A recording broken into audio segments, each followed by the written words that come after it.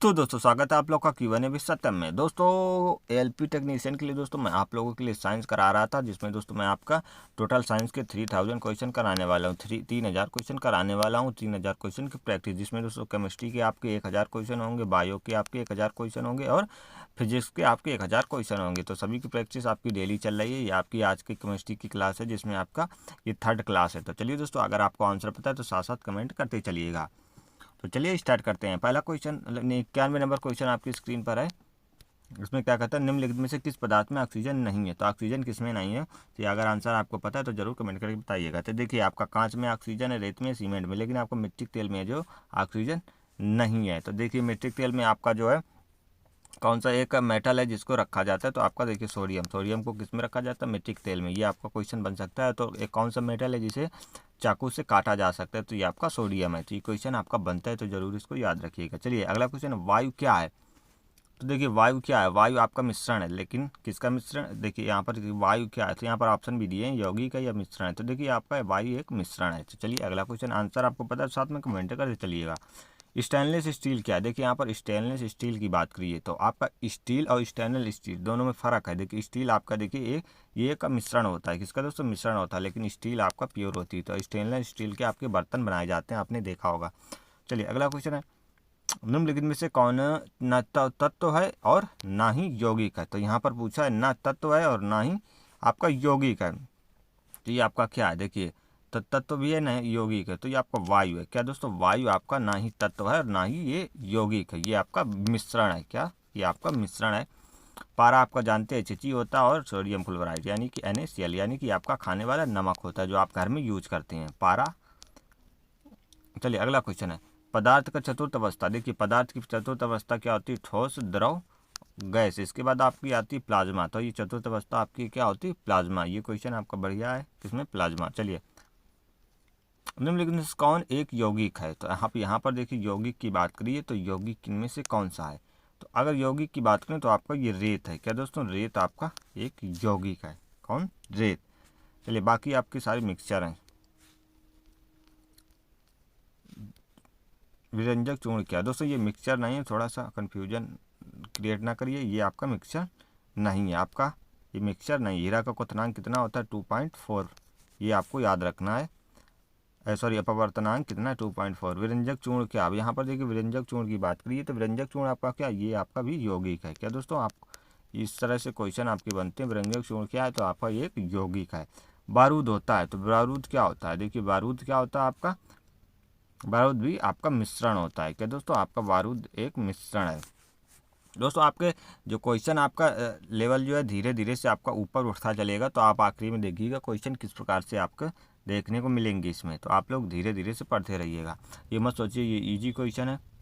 विश्व का प्रत्येक पदार्थ अत्यंत सूक्ष्म कणों से मिलकर बना होता है, यह सर्वप्रथम किसने कहा था। तो ये किसने कहा था कि विश्व का प्रत्येक पदार्थ, कोई भी कण है तो अत्यंत मतलब सूक्ष्म कणों से मिलकर बना होगा। तो छोटे छोटे कणों से मिलकर वो पदार्थ बना होगा। तो ये किसने कहा था, तो ये आपका किसने कहा था, तो ये कहा था आपका कणार्ड ने। किसने दोस्तों, कणार्ड ने याद कहा था। तो याद कर सकते हैं कणार्ड ते कण, तो इस तरह से याद कर सकते हैं।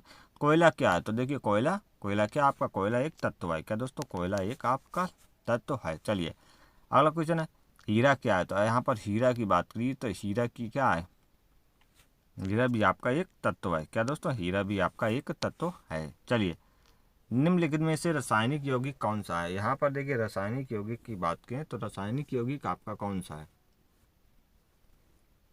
तो देखिए रासायनिक यौगिक आपका अमोनिया है। क्या दोस्तों, अमोनिया जो NH3। क्या दोस्तों, अमोनिया आपका NH3 होता है। तो ये आपका एक रासायनिक यौगिक है। चलिए अगला क्वेश्चन आपका देखते हैं, शुद्ध तत्व कौन सा है। अब इनमें से आपको बताना है शुद्ध, एकदम से शुद्ध तत्व कौन सा है। तो देखिए शुद्ध तत्व की बात करें तो ये आपका कौन सा है, सोडियम। क्या दोस्तों, सोडियम है आपका जो शुद्ध तत्व है।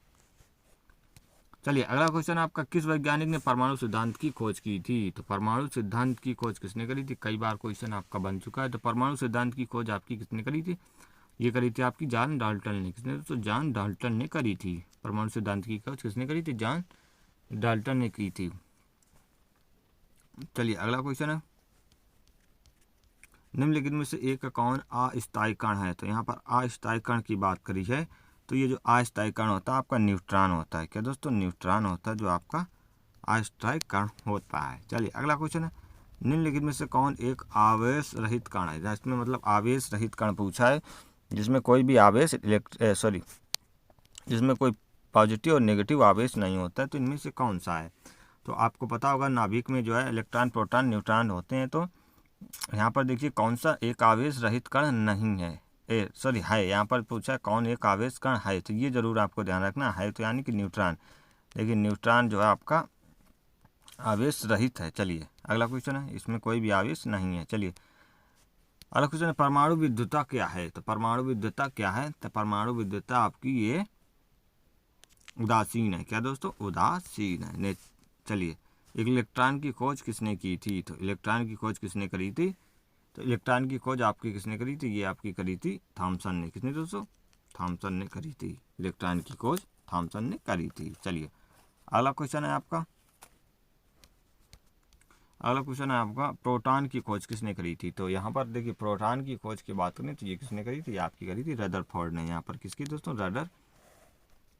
रदरफोर्ड ने प्रोटॉन की खोज करी थी। अगर दोस्तों ऑप्शन में ये नहीं है तो आपका गल्फस्टीन होगा। क्या दोस्तों? गल्फस्टीन होगा ऑप्शन में, तो वो आप टिक कर सकते हैं। चलिए अगला क्वेश्चन है, न्यूट्रॉन की खोज किसने की थी? किसने? न्यूट्रॉन की खोज। यहाँ पर देखिए न्यूट्रॉन की खोज की बात की आ गई है, तो किसने करी थी? जेम्स चैडविक ने। किसने दोस्तों? ये जेम्स चैडविक ने। इसको आप इस तरह से याद करते हैं, अगर बचपन में याद करोगे, ईंट पर नाच। ये देखिए यहाँ पर इस तरह से याद करते हैं, आई से, ये देखिए ईंट पर नाच, ई से यहाँ पर ई आएगा, तो ई से इलेक्ट्रॉन थॉमसन, ईंट पर से प्रोटॉन रदरफोर्ड, और एन से देखिए नाच, यानी कि एन से न्यूट्रॉन और सी से चैडविक। तो इस तरह से आप याद कर सकते हैं बचपन में, अगर आपने हाई स्कूल 9th में याद किया होगा। परमाणुवीय नाभिक किसने खोजा था? तो परमाणु नाभिक था, इसे किसने खोजा था? यहाँ पर सीधी पूछे नाभिक की खोज किसने करी थी? आपकी रदरफोर्ड ने करी थी। किसने? तो रदरफोर्ड ने करी थी। चलिए अगला क्वेश्चन है आपका, एक भारतीय वैज्ञानिक जिसका नाम एक विशिष्ट मूल कण के साथ जोड़ा है, मतलब कौन सा है जो मूल कण के साथ जोड़ा है? एक भारतीय वैज्ञानिक है। तो ये भारतीय वैज्ञानिक कौन है? तो ये आपके बोस। कौन सी? ये बोस है जो भारतीय वैज्ञानिक है। चलिए अगला क्वेश्चन है आपका, निम्नलिखित में से किस परमाणु के नाभिक में न्यूट्रॉन नहीं होता है? तो कौन सा परमाणु के जहाँ पर देखिए न्यूट्रॉन नहीं होता है?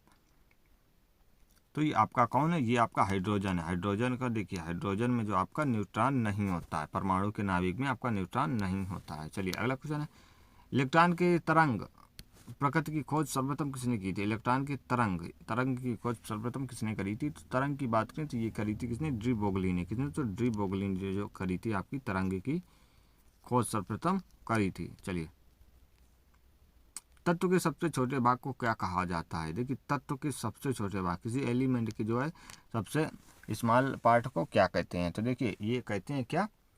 ये कहते हैं आपका परमाणु। क्या दोस्तों? परमाणु कहते हैं। चलिए, डाल्टन के परमाणु सिद्धांत के अनुसार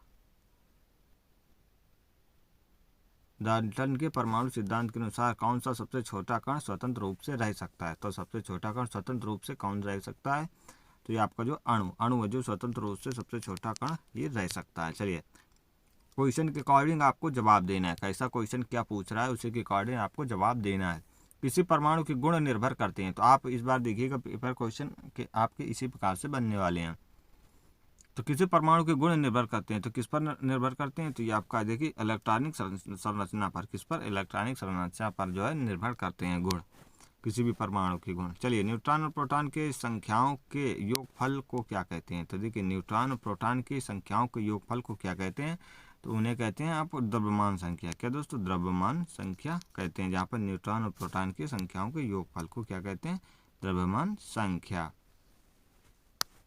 अगला क्वेश्चन, किन किरणों के प्रकीर्णन से नाभिक के आकार का आकलन किया जा सकता है? तो किन प्रकार की प्रकीर्णन से नाभिक के आकार का आकलन कर सकते हैं? कौन सी किरणें हैं? तो ये आपकी कौन सी किरणें होती हैं? तो ये आपकी किरणें होती हैं अल्फा किरणें। कौन सी दोस्तों? अल्फा किरणें होती हैं, यानी कि डी ऑप्शन सही हो जाएगा, अल्फा किरणें। चलिए अगला क्वेश्चन, नाभिक के धनावेशित होने की खोज किसने करी थी? नाभिक आपका धनावेशित है, तो ये इसकी खोज किसने करी थी? तो ये आपकी इसकी खोज करी थी आपकी किसने? रदरफोर्ड ने। किसने दोस्तों? रदरफोर्ड ने करी थी। तो ये आपका ऑप्शन बी सही हो जाएगा। किसने करी थी? रदरफोर्ड ने करी थी। तो चलिए दोस्तों, ये आपके 120 क्वेश्चन समाप्त होते हैं, जिसमें आपका आज के 30 क्वेश्चन थे। तो 30 क्वेश्चन की प्रैक्टिस आपने कर ली है। तो अब आपको बताएं 30 क्वेश्चन में आपने कितने स्कोर किया है। तो स्कोर जरूर आप लोग कमेंट करते चलिएगा, और डेली की डेली आप क्लास लेते चलिएगा। आपके धीरे धीरे क्वेश्चन आपका हाई लेवल तक पहुँचेंगे। जो जो आपके परीक्षा में पूछे जा चुके हैं सारे, वो भी क्वेश्चन आपको इसमें मिलेंगे, और एक्सपेक्टेड क्वेश्चन भी होंगे जो आपके आ सकते हैं परीक्षा में। तो चलिए दोस्तों, वीडियो पसंद है अपने दोस्तों के साथ जरूर शेयर करें। मिलते हैं नेक्स्ट वीडियो में। जय हिंद, वंदे मातरम।